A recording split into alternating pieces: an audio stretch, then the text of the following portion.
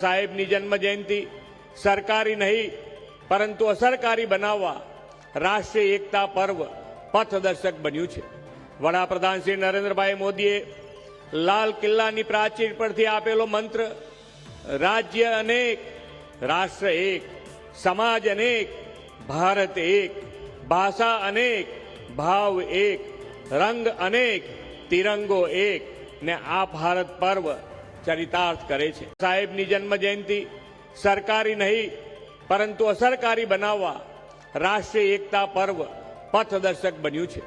વડાપ્રધાન શ્રી નરેન્દ્રભાઈ મોદીએ લાલ કિલ્લાની પ્રાચીર પરથી આપેલો મંત્ર રાજ્ય અનેક રાષ્ટ્ર એક સમાજ અનેક ભારત એક ભાષા અનેક ભાવ એક રંગ અનેક તિરંગો એક ને આ ભારત પર્વ ચરિતાર્થ કરે છે।